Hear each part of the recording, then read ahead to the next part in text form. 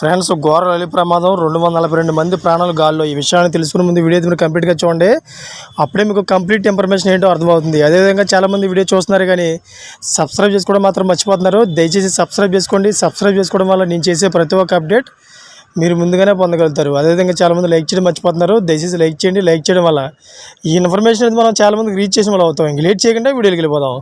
Friends, ఈ passenger రైలు ఈశాన్య కోమిలోని ఓర్కుట నుండి నల్ల సముద్రపు నోవోరిస్క్ ఓడరేవుకు వెళ్తుండగా ఘటన చోటు చేసుకుంది.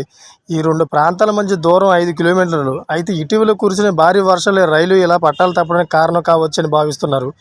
ప్రమాదానికి గురైన రైల్లో మొత్తం 14 కోచ్లు ఉన్నాయని, 232 మంది ప్రయాణికులు ఉన్నారని ఆ రైలు ఆపరేటర్ తెలిపారు. అయితే మీడియాకు అందిన వివరాల ప్రకారం స్థానిక కాలమాన ప్రకారం సాయంత్రం 6 గంటల ప్రాంతంలోని ఇంటి సిటీకి సమీపంలో ఈ ప్రమాదం జరిగింది. అత్యవసర సేవల విభాగం చెందిన అధికారులు, సహాయక బృందాలు ఘటనా స్థలంలో రెస్క్యూ ఆపరేషన్ నిర్వహిస్తున్నారు.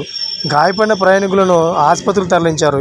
ఈ మార్గంలో ప్రయాణించే రైలు రాకపోకలను నిలిపేశారు. రైల్వే అధికారులు బాధితుల వివరాలను సేకరిస్తున్నారు. ఈ విషయం తెలుసుకున్న ప్రభుత్వం అయితే ఇమీడియట్గా అయితే తగిన చర్యలు తీసుకోవాలని, అదేవిధంగా సహాయ చర్యలు పెట్టాలని, దానికి కారణం ఏంటని చెప్పేసి అడగడం జరిగింది. కానీ చూసారు కదా, లేటెస్ట్ అప్డేట్స్ కోసం ఛానల్ సబ్స్క్రైబ్ చేసుకోండి. Thank for watching friends.